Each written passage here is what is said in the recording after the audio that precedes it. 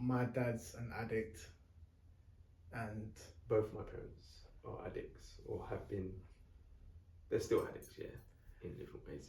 I guess the question is, how has that affected you growing up? I guess the difference is between us is that you've had to, or you've put yourself around that, or you've had to be around that. Yeah. Whereas I haven't been around that because he wasn't around me. And although he tried to come back around me at that point, I wasn't interested. So I can say that it's affected me knowing just the idea of it. Yeah. And I guess that's because I've seen what those addicts look like. And it doesn't sound good. It doesn't look good. It doesn't even feel good. So because you've had to be around it, how has that shaped your world and shaped you? I think it's double fold, to be fair, because the positive side of it is I've got an example of what I don't want to be like, in terms of like, I don't want to be addicted to substances.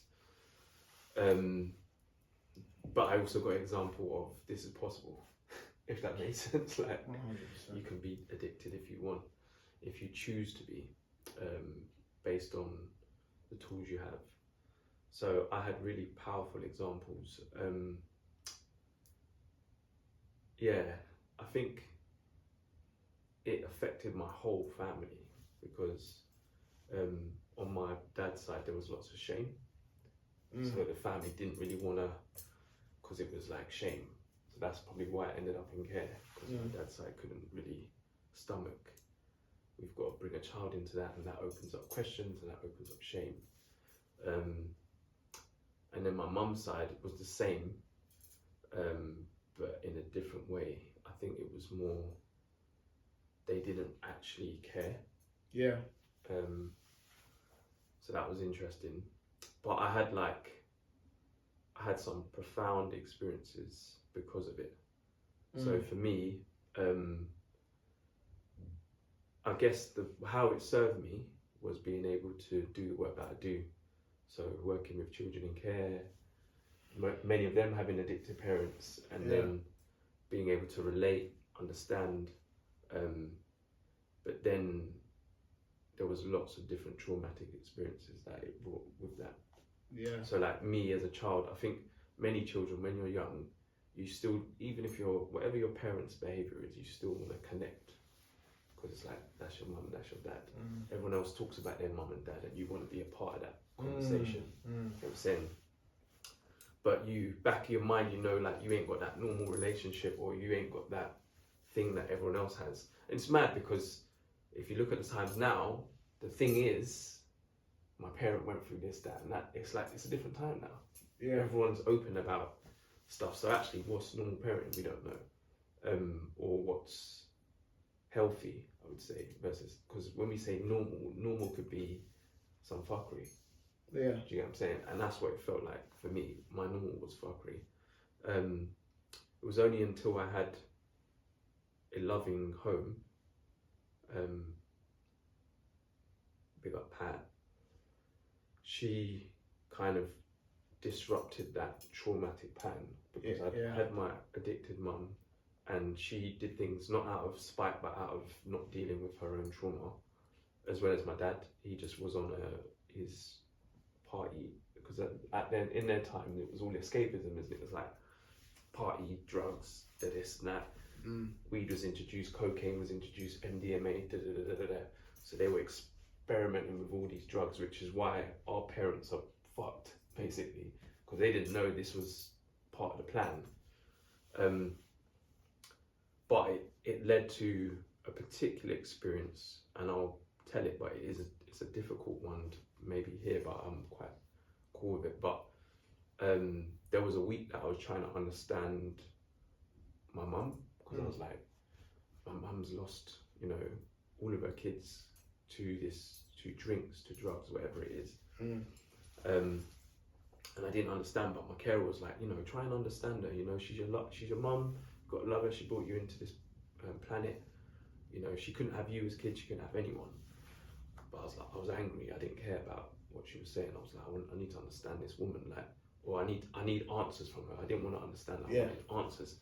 So there was this week where I was going to her house and saying, Mum, like, talk to me. What's going on? Because you've got 10 kids. You've lost them all.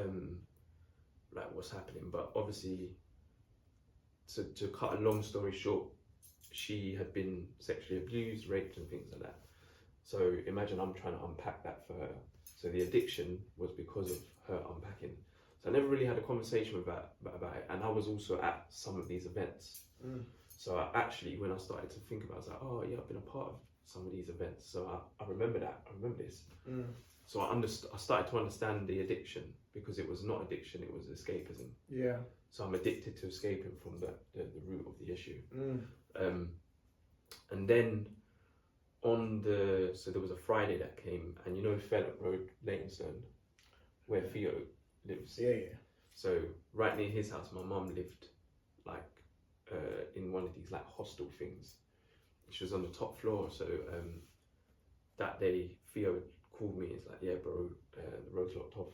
And it's your mum, I think. But I kind of knew as soon as he called me. I just went there, and obviously I got there. Road was locked off. She jumped off a 4-story building, and obviously when I got to her, went through the tape, and then I said to them, look, let me see her out. Do you get what I'm saying? And then so the policeman was crying. He's like, look, I tried to stop her. I was like, listen, let me just see her out. Like, so the ambulance people said to me, like, hold her head and keep talking to her. So I had to keep her head tilted like back like this, and I had to keep talking to her. And in that moment, like, I could just see she was dead. Like, she was gone. The line was flat, and she was gone for about 2 minutes 47 seconds. I remember, like, I just saw everything. And then they like put a wire through her chest, massaged her heart, and then after 2 minutes 40 seconds, the heart started beating. But in that moment, time slowed down for me, and then it was like, shit, like, addiction got her here. If that makes, because what happened, they were saying that she was drinking and overthinking. Yeah. And then when she got to the top of the roof, I think because we was unpacking, it was a lot for her. So she was like, I don't want to face this anymore. Because she was self-harming that week before, and then she just jumped off. The guy tried to stop her, but she jumped off. But funny enough, the thing that saved her was being drunk.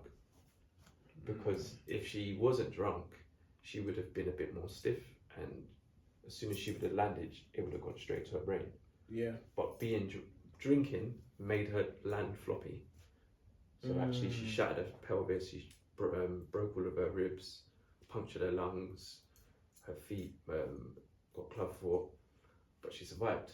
So the vice saved her, but it also got her there. If that makes sense. So like, that's the power in addiction, is that it can teach you something about yourself, but also it can kill you, if that makes sense. So it's like, we understand we're addicted to certain foods and to certain culture, and it's about understanding your relationship with that addiction. Like, 100%. Like, what does this mean for me? Yeah. Is it, am I going to suffer from it? Am I going to grow? Yeah. Is this power? Is this not power? So with that, with observing how she's processed the thing, I've got the examples of like, okay, cool. But I've had my own moments where I'm just like drinking and going mad. Do you get what I'm saying? So then I'm learning those lessons, or I'm not really touching any kind of drugs because I'm like, I don't want to go there. I remember the smells, I remember what it was doing to people. Yeah. So I didn't want to go there. But in terms of, if we talk about ripple effect, it's had a ripple effect on my family, which has had a ripple effect on the generations. So it is one person can cause this massive ripple, whether intentional or not intentional. Most of the time it's not intentional. Do you get what I'm saying? Like, most people are just trying to escape from something. Yeah. And then it's a ripple effect. And because we haven't got enough healthy people to understand and intercept, it just continues going on. Yeah. I haven't really been around him I haven't really been around him in my teens or adult years. But, you know, I do hear stories from my sisters about him, and I'm aware of the fact that he's very verbally abusive towards my sisters, and that makes me feel a kind of way, because the sad part is that for me, based on what I've heard and observed, now not even observed, but based on what I've heard from them and the feeling that I get from them, they love this man. So to know that they love this man, and to know that they can kind of look past his fuckery and kind of put themselves back in that space around him after he's dished out the disrespect, doesn't make me feel good about him. And, you know, ultimately he's had a negative effect on them and impacted their choices and their relationships. So for me, it's like the audacity of you to have not done what you were supposed to do, but have the audacity to violate those who love you more than you could ever fathom. For me, right, I've had these moments. I've had these moments in my adult stages where I just get like an out of body experience, to where I feel like, okay, now it's time to go and see him. But it's not like a conscious thought. It's like a taking over of the body, and like, right, it's time. So I've gone. So I know at those times I'm meant to, because consciously I don't want to go. Like, I don't have any connection. And, you know, this is also something else that the clairvoyant said. Like, you actually have nothing for this man. Now, she couldn't have known that, but when my sisters are trying to kind of like gauge how I feel, when my woman is trying to gauge how I feel, and I'm expressing it to them, like, it feels like they can't believe this feeling that I have. Obviously, at one point when you're younger, you kind of like want that, or you think you want that. Obviously, you need that. Depending on what your story is supposed to be, you could say that he could be a piece of shit, and you need that to become who you're supposed to be. Or he's not a piece of shit, and you need that to be who you're supposed to be. But clearly I am how I am supposed to be because of what the situation is. I had one of those out of body experiences where it's like, all right, cool, it's time. And I can't go and visit him by myself because I don't want to. So I kind of need like one of my sisters to be going with me, because off my own back I can't go. One, I feel like I can't go, and two, I don't want to go. So you know, usually these things happen off the back of a conversation I'm having with my sisters. So the time before last, when I went to his house, and it was a fucking state. Like, it was like I didn't even want to sit down. It was that bad. And seeing him in his condition was just like mind blowing. Like it was a shock, like an actual shock. Like, I couldn't sit down. I didn't want to sit down. I was just like, what the fuck is going on? Now, there's nothing that my sisters could have said that would have prepared me for what I was about to see. Them being put in a space around you, and they don't know how to act. In their mind, they think they're ready. But it's when it's in front of them, it's like, nah, I don't know how to act. So it's like with him, even if I was to take it back to a conversation that I had with him on the phone way back when, it was just him talking. So he don't know how to have a conversation with me. So he's just talking. I can't get a word in. And then in the end, he ended up breaking down and crying, and then he just hung up the phone, and that was that. Yeah. So fast forward to when I've gone to see him at his house, I'm just like, bro, like, this is like the worst of the worst. But then, in hindsight, when I came away from there, I was like, bro, no one can't tell me that I haven't accomplished the unthinkable without a dad. Yeah. As just a student in life, I've passed. Like, I am more. Like, I am greater, as in, you know, I'm not saying that I'm better, but what I'm trying to say is that I passed the test. Because even through the constant turbulence that I go through, running ain't an option. Quitting ain't an option. But I'm not saying that I don't understand why man don't quit and give up. I fully understand why man quit and give up and walk away, because it's not easy. Yeah. It's hard. It's only because I can consciously operate, and it's only because I've spent so much time in solitude, just, you know, being zen and still, and just like seeing this thing for what it is, why I can stomach it. Yeah.